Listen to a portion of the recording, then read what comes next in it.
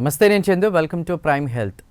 Vascular అనే word మీరు వినే ఉంటారు కదా. అసలు వాస్క్యులర్ అంటే ఏంటి, వాస్క్యులర్ సర్జరీ ఇవన్నీ కూడా వింటూ ఉంటారు. అయితే ముఖ్యంగా ఆ వాస్క్యులర్ అంటే ఏంటి, మన పాదాల్లో వాస్క్యులర్ సిస్టమ్ ఏ విధంగా పనిచేస్తోంది, దానికి సంబంధించిన ఇబ్బందులు అవి వచ్చినప్పుడు ఎలాంటి లక్షణాలు కనపడతాయి, దానికి ట్రీట్మెంట్ ఏ విధంగా ఉంటుంది, పాదాల్లో మంట కావచ్చు, నొప్పి కావచ్చు, చల్లగా ఉండడం కావచ్చు, తిమ్మిర్లు కావచ్చు, ఇలాంటి రకరకాల ప్రశ్నలన్నీ మీకు వస్తూ ఉంటాయి కదా.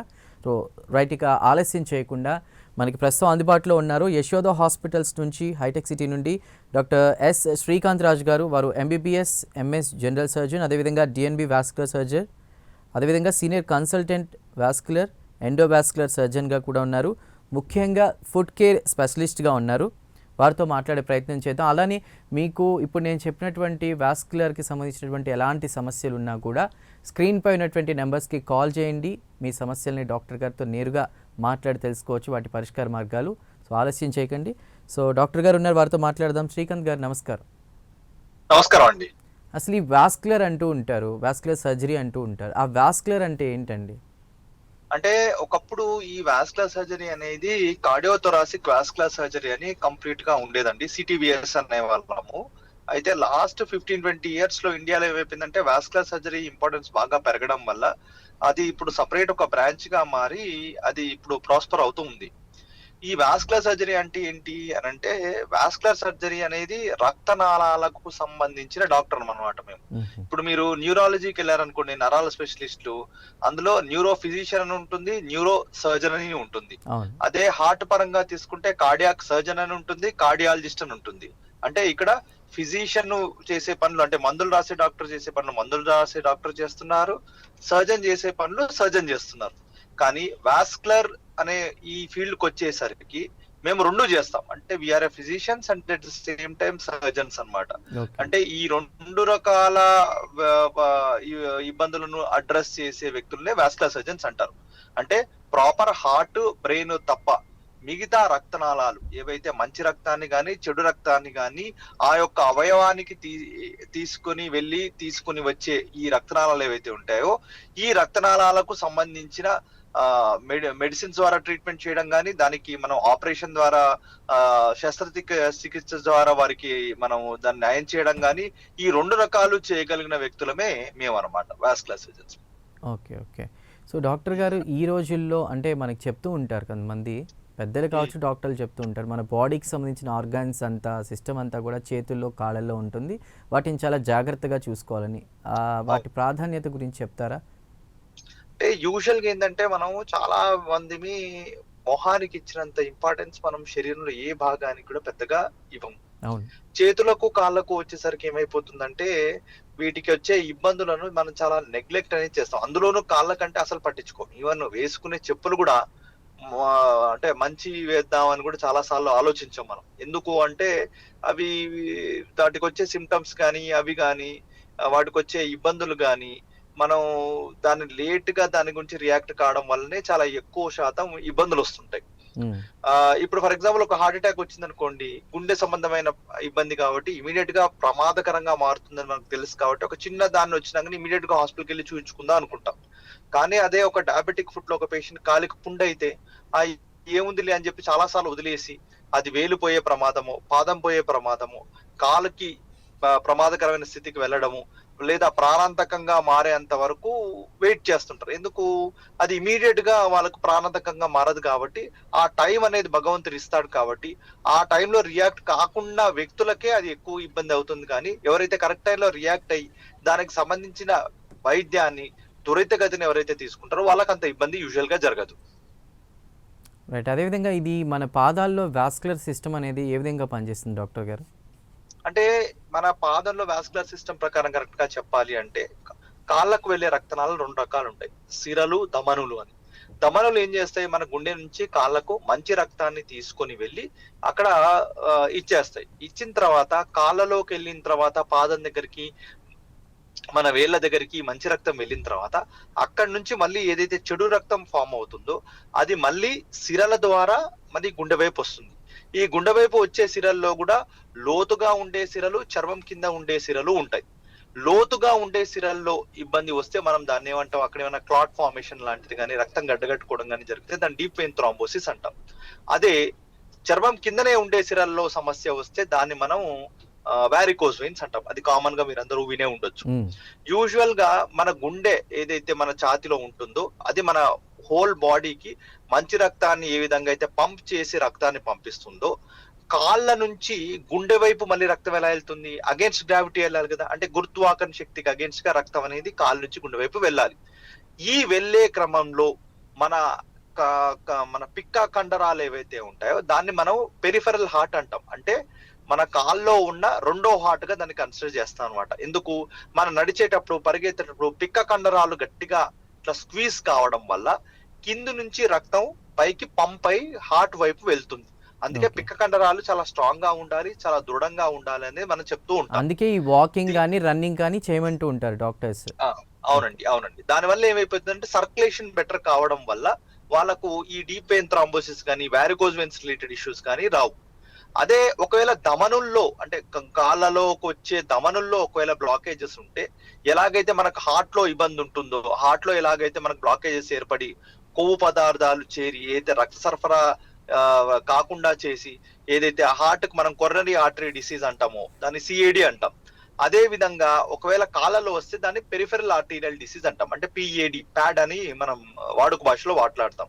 ఇంకా కామన్ లాంగ్వేజ్ లో చెప్పాలి అంటే ఈ ధమనంలో వచ్చే బ్లాకేజెస్ వల్ల కాళ్ళలో ఇంటర్మిటెంట్ క్లాడికేషన్ రావడము, రెస్ట్ పెయిన్ రావడము, అదే విధంగా కాళ్ళలో పుండ్లు మారి అవి మానకుండా ఉండడము, ఈ యొక్క కండిషన్ ని మనం పెరిఫెరల్ ఆర్టీరియల్ డిసీజ్ అంటాం అనమాట. రైట్ డాక్టర్ గారు, ప్రస్తుతం కాల్ ఉన్నారు, తీసుకుందాం. దుర్గారావు గారు మండపేట నుంచి కాల్ చేస్తున్నారు. దుర్గారావు గారు, డాక్టర్ గారితో మీ సమస్య చెప్పండి. దుర్గారావు గారు మాట్లాడండి. హలో, నమస్కారం అండి, చెప్పండి. హలో హలో, నమస్కారం దుర్గారావు గారు, చెప్పండి.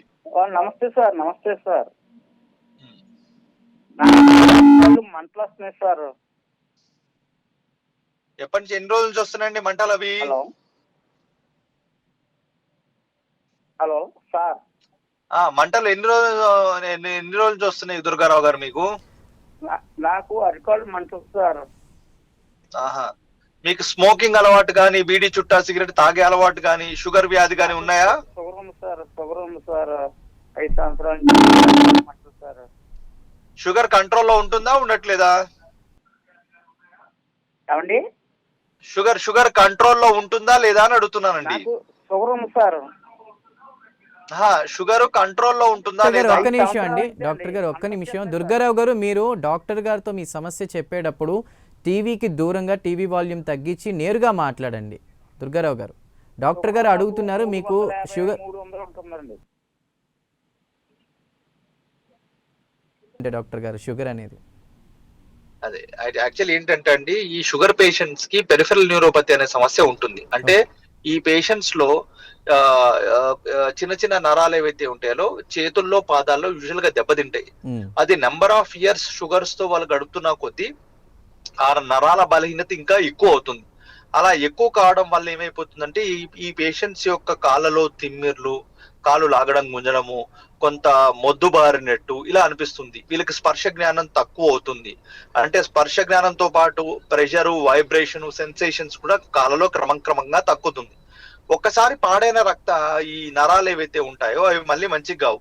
కాకపోతే ఉన్న నరాలు అవి పాడు కాకుండా ఉండాలి అంటే షుగర్ ని ప్రాపర్ గా కంట్రోల్ చేసుకోవాలి. వాళ్ళ షుగర్ లెవెల్స్ బాడీలో అతిగా పెరగకుండా చూసుకోవాలి. అదే విధంగా లైఫ్ స్టైల్ మోడిఫికేషన్స్ అంటాం. అంటే బాగా ఉదరకాయంతో ఉన్న వాళ్ళు బరువును తగ్గించుకోవాలి. ఫిజికల్ యాక్టివిటీ అలవాటు లేని వాళ్ళు ఏదో వాకింగ్ కానీ, జాగింగ్ కానీ, రన్నింగ్ కానీ, సైక్లింగ్ కానీ, యోగా కానీ ఏదో ఒక రకమైన ఫిజికల్ యాక్టివిటీ రెగ్యులర్ గా చేసుకోవాలి. అదే విధంగా ఒకవేళ వారికి ఏమైనా స్మోకింగ్ అలవాటు ఉన్నా, తంబాకు తినే అలవాటు ఉన్నా, ఇలాంటి వ్యక్తులు ఆ యొక్క దురలవాట్లకు దూరంగా ఉండాలి. ఈ విధంగా చేస్తూ వాళ్ళు ఎప్పుడైతే వారి ఆరోగ్య పరిస్థితిని క్రమక్రమంగా తగ్గించుకుంటూ పోతారో, పూర్తిగా ఆపేస్తారో, అప్పుడు వారి ఆరోగ్యకరంగా ఉంటారు. రైట్. మధ్యకాలంలో మీరు అన్నట్లు జీవన శైలి, ఆఫీసులో కూడా ఒకే చోట గంటల తరబడి కూర్చొని పనిచేయడం, సరిగ్గా ఫిజికల్ యాక్టివిటీ లేదు. అసలు ఈ బ్లడ్ సర్క్యులేషన్ అనేది సరిగ్గా జరగకపోతే వచ్చేటువంటి ప్రాబ్లమ్స్ ఏంటి డాక్టర్ గారు? అలానే వాస్కులర్ ఫుట్ ప్రాబ్లమ్స్ ఎక్కువగా ఎవరికి వస్తాయి? అంటే యూజువల్ గా కాళ్ళలో పుండ్లు రావడానికి కారణాలు చాలా ఎక్కువగా ఉంటాయండి. అంటే వాళ్ళలో కామన్ గా వచ్చేవి మనకి ఎక్కువగా ఇబ్బంది పెట్టేవి కాళ్ళలో గాయాలు. ఈ గాయాలు రావడానికి చాలా కారణాలు ఉంటాయి. ఇందాక మీకు చెప్పినప్పుడు ఒకవేళ వారికోజ్ వెయిన్స్ వచ్చాయనుకోండి, దాంట్లో మనకు దాని వల్ల వీనస్ అల్సర్స్ అంటాం. అంటే ఇవి సిరల్లో సమస్య ఉండడం వల్ల మారకుండా గాయాలు ఉంటాయి. అయితే ఇలాంటి పేషెంట్స్ మనం ఏం చేయాల్సి ఉంటుంది? లేజర్ గానీ, రేడియో ఫ్రీక్వెన్సీ అబ్లేషన్ గానీ, సూపర్ గ్లూ థెరపీ గానీ ఇలాంటి ప్రొసీజర్స్ చేసి దాని ద్వారా వారిని గాయాన్ని మాన్చడానికి మనం ప్రయత్నం చేస్తాం. ఇంకో సెక్షన్ ఆఫ్ పేషెంట్స్ ఏంటిది? ఇందాక మీకు చెప్పినట్టు పెరిఫెరల్ ఆర్టీరియల్ డిసీజ్, అంటే ఈ యొక్క ప్యాడ్ అనే డిసీజ్ ఉండడం వల్ల కూడా కాళ్ళలో వాళ్ళకి ఏమవుతుంది, ఇంటర్మిటెంట్ క్లాడికేషన్ అంటాం. అంటే నడవాల్సిన అంత దూరం వాళ్ళు నడవలేకపోవడము, రాత్రి నిద్ర పట్టలేంత నొప్పి పాదాల్లో ఉండడము, ఒక్క క్షణం కూడా పడుకోలేకపోవడము ఆ నొప్పి వల్ల, కంట్లోంచి నీళ్లు కారే అంత నొప్పి కాళ్ళలో ఉండడము, అదే విధంగా కాళ్ళలో గ్యాంగ్రీన్ అంటే కాలు వేళ్ళు నల్లబడిపోయి పుండయి వాసనతో ఉండడము ఇలా జరుగుతుంది. ఇలాంటి పేషెంట్స్ మనం ఏం చేస్తామంటే బైపాస్ కానీ యాంజియోప్లాస్టీ స్టంటింగ్ కానీ చేసి రక్త సరఫరా పెంచి ఆ యొక్క పేషెంట్స్ కి ఆ యొక్క ఇబ్బందిని తగ్గించడానికి మనం ప్రయత్నం చేస్తాం. గారు మరో కాల్ ఉన్నారు, చూద్దాం. నాగేశ్వరరావు గారు కర్ణాటక నుంచి కాల్ చేస్తున్నారు. నాగేశ్వరరావు గారు, మీ సమస్య డాక్టర్ గారితో నేరుగా చెప్పండి. హలో నాగేశ్వరరావు గారు చెప్పండి, మాట్లాడండి. హలో నమస్తే సార్. నమస్కారం. నమస్కారం నాగేశ్వరరావు గారు, చెప్పండి. ఏం లేదు సార్, నాకు 2 years బ్యాక్ బ్రెయిన్ స్ట్రోక్ వచ్చింది సార్. నాకు వచ్చింది సార్. ఏమవుతుందంటే ఒక్కొక్కసారి నేను వెహికల్ నుంచి సార్ మీది ఫ్రేమ్ కొద్దిగా సెట్ చేసుకోరా. ఏంటి సార్? ఒక్క నిమిషం నాగేశ్వరరావు గారు, మీ సమస్య వింటారు డాక్టర్ గారు. శ్రీకాంత్ గారు, ఒక్కసారి ఫ్రేమ్ మూవ్ అయింది, ఒకసారి చూడండి. హారిజెంటల్గా ఎస్, ఓకే చెప్పండి. రైట్ డాక్టర్ గారు, మళ్ళీ తిరిగిపోయింది, ఒకసారి వర్టికల్గా ఫ్రేమ్ సెట్ చేసుకో.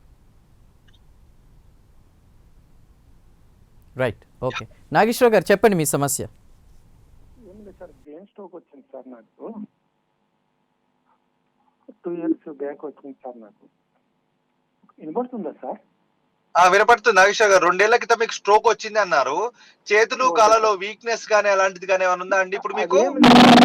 కొద్దిగా అలాగే నేను అపోలోలో చూసుకున్నాను సార్, శ్రీకాంత్ ఏమోల దగ్గర సార్, డాక్టర్ గారి దగ్గర. ఓకే సార్, ఇప్పుడు పర్వాలేదు సార్. ఇప్పుడు వెహికల్లో వెళ్తుంటే నైట్ పూట వెహికల్లో వెళ్తుంటే అడ్రస్ ఐడెంటిఫై చేయలేకపోతున్నాను సార్. రోడ్లు ఒక్కొక్కసారి ఆ సమస్య వస్తుంది సార్. అంటే చేతుల్లో కాళ్ళలో వీక్నెస్ ఏమైనా ఉందా? బాగానే నడవగలగడం, తిరగడం, చేతుల్లో బరువులు లేపడం ఇవన్నీ చేయగలుగుతున్నారా? సార్ నేను డెన్సిటీ చాలా బాగుంది సార్, బాడీ కానీ కాళ్ళు కానీ చేతులు కానీ అసలు ఏం ప్రాబ్లం లేదు సార్. అదే సమస్య వస్తుంది సార్ నాకు. అంటే యూజువల్ గా ఎలా ఉంటుంది అంటే ఈ స్ట్రోక్ వచ్చిన క్రమంలో ఏదైతే ఈ కొవ్వు పదార్థాలు ఉంటాయో అవి చిన్న చిన్న రక్తనాళాలను మెదడులో బ్లాక్ చేయడం వల్ల ఈ విధంగా మీకు సిమ్టమ్స్ వస్తాయి అన్నమాట. అయితే ఆ క్రమంలో మీకు జరిగిన డ్యామేజ్ వల్ల ఏ పార్ట్ ఆఫ్ బ్రెయిన్ అనేది ఎఫెక్ట్ అయింది అనేది చూసుకోవాల్సిన అవసరం ఉంటుంది. ఇది మెడికల్లీ మేనేజబుల్ లా కాదా ఫస్ట్ చూసుకోవాలి. ఒకవేళ మెడికల్లీ మేనేజబుల్ అంటే మెడికల్ గా మేనేజ్ చేయడానికి ప్రయత్నం చేస్తాం. లేదా కొన్నిసార్లు ఈ కెరోటిడ్ ఆర్టరీ అంటాం, ఆ కెరోటిడ్ ఆర్టరీలో బ్లాకేజెస్ ఉండే అవకాశాలు ఉంటాయి. అలాంటి పేషెంట్స్ కి ఏం చేస్తామంటే ఈ జరిగిన డ్యామేజ్ ని రెక్టిఫై చేస్తూ ఇంకా ఫ్యూచర్ లో కూడా ఇలాంటి డ్యామేజ్ కాకుండా ఉండడానికి మనం ఏం చేస్తామంటే రిపీటెడ్ గా ఆ ఇబ్బంది కాకుండా ఉండడానికి కెరోటిడ్ ఎండార్టెక్టమీ అనే ఓపెన్ ప్రొసీజర్ గానీ, లేదు అంటే కెరోటిడ్ స్టంటింగ్ గానీ ఇలాంటివి మనం ఈ పేషెంట్స్ కి చేస్తున్నాం. అంటే కెరోటిడ్ స్టంటింగ్ గానీ కెరోటిడ్ ఎండార్టెక్టమీ గానీ చేయాల్సిన అవసరం ఉంటుంది. సో ఒకసారి మీకు తగిన టైంలో మాలాంటి వాస్కులర్ సర్జన్ దగ్గరికి మీ యొక్క రిపోర్ట్స్ తో ఒకసారి రాగలిగితే మనం అవి చూసి దాని ప్రకారం ఏం చేయాలని చెప్పగలుగుతాం అనమాట. రైట్ డాక్టర్ గారు, థ్యాంక్ యూ. మరో కాలర్ని తీసుకుందాం అండి. నెల్లూరు నుంచి గోపాల్ రెడ్డి గారు కాల్ చేసినట్టు తెలుస్తుంది. అయితే ఒక్క నిమిషం డాక్టర్ గారు, ఫ్రేమ్ ఒక్కసారి మీది రొటేట్ అవుతుంది, ఒక్కసారి సెట్ చేసి అది రొటేషన్ ఆఫ్ చేయండి ఒక్కసారి డాక్టర్ గారు, if you don't mind. Gopal Reddy గారు ఉన్నారు నెల్లూరు నుండి. గోపాల్ రెడ్డి గారు చెప్పండి, మీ సమస్య ఏంటి డాక్టర్ గారితో చెప్పండి. గుడ్ ఈవినింగ్ డాక్టర్ గారు. గుడ్ ఈవినింగ్ అండి, చెప్పండి. సార్ నాకు ఒక 3 years బ్యాక్ కరోనా వచ్చిందండి. ఓకే. కరోనా తర్వాత ఆల్ రైట్. తర్వాత ఒక 7 or 8 months తర్వాత ఈ లెఫ్ట్ లెగ్ ఇమీడియట్ స్వెల్లింగ్ వచ్చేస్తే డివిటీ అని ఐడెంటిఫై చేశారు, డీప్ వీనస్ థ్రాంబోసిస్. ఓకే. దానికి నేను బెంగళూరు మణిపాల్లో వెళ్ళి చూపిస్తే దానికి వీన్స్ బైపాస్ చేశారు. తర్వాత ఏం ఇంప్రూవ్మెంట్ లేకుండా ఉంటే నా మన care Sekhar Natarajan Kauvery hospital Chennai sir. ఇది పెరుగుతూ ఉంది సార్ స్వెల్లింగ్. దీనికి వాళ్ళు ఏం చెప్తారంటే నీ కింద ఏదైనా అల్సర్స్ వస్తే తప్పక దానికి మేము నెక్స్ట్ ఏమి చేయలేము, ప్రస్తుతానికి మీరు స్టాకింగ్స్ వేసుకొని రెగ్యులర్ గా వాకింగ్ ఈ జెరాల్టో ఎకోస్ప్రైన్ వాడండి అని చెప్పారు. ఓకే. అంటే మీరు అప్పట్లో బైపాస్ అన్నారు కదా సార్, బైపాస్ అంటే రక్తనాళాలు తీసుకుని ఏమన్నా ఆపరేషన్ చేశారా మీరు అనేది? ఓపెన్ సర్జరీ ఏమన్నా చేశారా? వీన్స్ ఈ బొడ్డు కింద వీన్స్ ఇక్కడ వరకే బ్లాక్ అయ్యి ఉండదు అని చెప్పి అక్కడ ఈ మెయిన్ దాని ఏమంటారు iliac vein, left vein iliac vein ఏమన్నా యాంజియోప్లాస్టీ కానీ బెలూన్ ద్వారా చేయడం కానీ అక్కడ స్టంట్ కానీ ఏమన్నా పెట్టారా? దాన్ని చేసేదానికి ట్రై చేస్తారు సార్, స్టంట్ వేసేదానికి అది వీలు కాలేదు. తర్వాత వాళ్ళు ఈ వీన్ బైపాస్ చేసి ఇలియాక్ రైట్ దీనికి కలిపారు. తర్వాత అది ఏమి ఇది లేకుండా ఉంటే వీళ్ళు వినోగ్రామ్ చేసి లేదంటే ఆ క్రాఫ్ట్ కూడా బ్లాక్ అయిపోయింది, ఫర్ ది టైమింగ్ దీన్ని మనం ఇప్పుడు ఏం చేయలేము, should be only and Xarelto 10 mg and Ecosprin అని చెప్పి ట్రాకింగ్స్ వేసుకొని మీరు కాస్త ఇది మీకు నీస్ కింద భాగంలో ఏదైనా అల్సర్స్ వచ్చినప్పుడు అది ఏదైనా అల్టిమేట్ ఏదైనా ట్రై చేస్తాం అంటున్నారు. బట్ ఈ స్వెల్లింగ్ పెరుగుతూ ఉంది. అంటే యూజువల్ గా ఎలా ఉంటది అంటే సార్ మీరు చూస్తే లోపట అంటే లోతైన సిరల్లో కూడా ఇబ్బంది ఉంది అనేది అర్థమవుతుంది. డీప్ వెయిన్ థ్రాంబోసిస్ అంటాము. అంటే డివిటి వచ్చి దాని తాలూకు అవలక్షణాల వల్ల రక్తనాళాలు బ్లాక్ అయినట్టు దానికి వారు వీలున్నంత వరకు యాంజియోప్లాస్టీ చేయాలని ప్రయత్నం చేశారు కానీ అది కాకపోయేసరికి ఏదో బైపాస్ చేశారు, మళ్ళీ అది కూడా బ్లాక్ అయింది అన్నట్టు మీరు చెప్తున్నారు, అంతే కదా? అవును సార్, అవును సార్. సో ఇలాంటి ఇది చాలా కాంప్లికేటెడ్ కేసు అనే చెప్పాలి సార్. ఒకసారి ఇలాంటి ఇలాంటి పేషెంట్స్ కి ఏం చేస్తా అంటే మళ్ళీ ఒకసారి వీలున్న దాన్ని బట్టి సిటీ స్కాన్ గానీ ఏమైనా చేయించుకొని మళ్ళీ ఏమన్నా మనం వీనోగ్రామ్ లాంటిది ఏమైనా చేసి ఏమైనా బెలూన్ యాంజియోప్లాస్టీ కానీ స్టంట్ కానీ పెట్టాలా అనేది చూడాల్సిన అవసరం ఉంటుంది.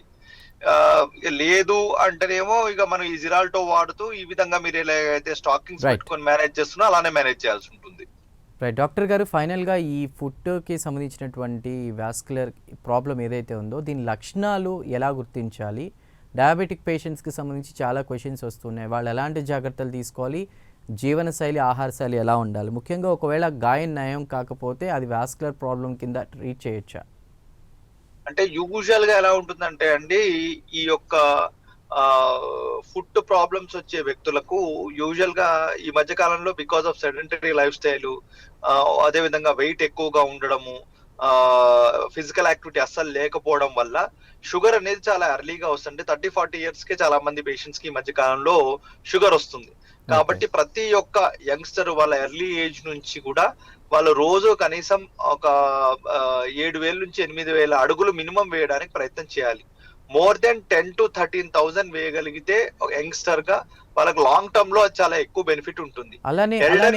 Elderly age people around 50 to 60 years ఉన్న వాళ్ళు అట్లీస్ట్ 7,000 నుంచి 8,000 స్టెప్స్ రోజు వేయగలిగితే వాళ్ళకు major cardiac complications, major health issues రాకుండా ఉండడానికి చాలా ఎక్కువగా ఛాన్సెస్ ఉంటుంది. ఓకే, ఫుడ్ కేర్ కి సంబంధించి రెగ్యులర్ చెకప్స్ ఎన్ని డేస్కి ఒకసారి వెళ్ళాలి? అదేవిధంగా ఇప్పుడు కొత్త పద్ధతులు ఏమైనా వచ్చాయా నివారణకి సంబంధించి? ఏమైనా ట్రీట్మెంట్స్ కానీ మీ దగ్గర ఎలాంటివి ఉన్నాయండి, చికిత్స విధానాలు? ఫైనల్ గా యూజువల్ గా చెప్పాలంటే దీన్ని ఫస్ట్ ప్రైమరీ ప్రివెన్షన్ అంటాం. అంటే అసలు కాళ్ళలో గాయాలు రాకుండా ఫస్ట్ చూసుకోవాలి. షుగర్ పేషెంట్స్ కి ఏంటి ప్రెషర్ అల్సర్స్ చాలా ఎక్కువగా వస్తాయి.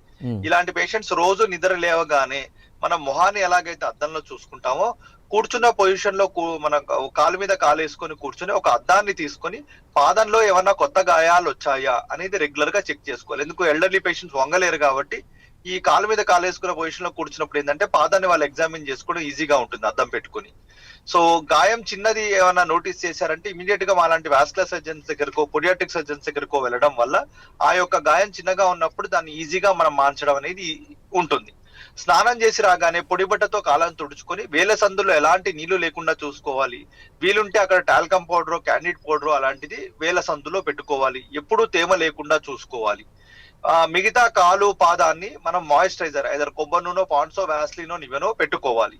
ఇలాంటి పేషెంట్స్ రెగ్యులర్ గా సాక్స్ రోజు వాష్ చేసిన సాక్స్ వేసుకుంటే ఇంకా బెటర్ గా ఉంటుంది. యూజువల్ గా ఇలాంటి డయాబెటిక్ పేషెంట్స్ కి ఇప్పుడు మనం కాళ్ళకు స్కాన్ చేసి కాళ్ళకు తగ్గట్టు కస్టమైజ్డ్ ఫుట్వేర్ తయారు చేపిస్తున్నాం.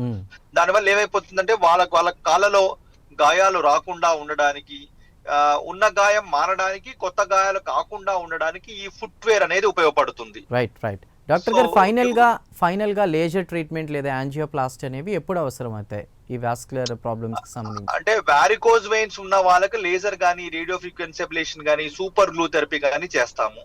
ఈ లోతైన సిరలు పొట్టలో ఇబ్బంది ఉన్న వ్యక్తులకు మనం ఇలియాక్ వెయిన్ యాంజియోప్లాస్టీ గానీ, అక్కడ స్టంటింగ్ గానీ చేస్తాము.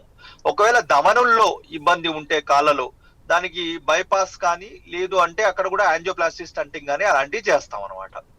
రైట్ డాక్టర్ గారు, చాలా చక్కగా ఈ వాస్కులర్ ప్రాబ్లమ్స్ ఏవైతే ఉంటాయో వాటి గురించి, ఆ సిస్టమ్ గురించి అంతా, నివారణ చర్యలు ఏంటి, చికిత్సా విధానాలు ఏంటి అనేవి చాలా చక్కగా వివరించారు. ధన్యవాదాలు డాక్టర్ గారు, డాక్టర్ శ్రీకాంత్ రాజు గారు. రైట్, ఒకవేళ కాలర్స్ ఎవరైనా మిస్ అయితే మీకు గనక డాక్టర్ గారు అపాయింట్మెంట్ కావాలంటే వారు హైటెక్ సిటీ యశోద హాస్పిటల్ అవైలబుల్గా ఉంటారు. డాక్టర్ ఎస్ శ్రీకాంత్ రాజు గారు MBBS, MS general surgeon, senior consultant vascular, endovascular surgery, foot care స్పెషలిస్ట్గా ఉన్నారు. సో స్క్రీన్ పై ఉన్న నెంబర్స్కి కాల్ చేసి వారు అపాయింట్మెంట్ తీసుకోవాలని మనవి. ఇది ఇవాల్టి prime health. Keep watching prime 9 news.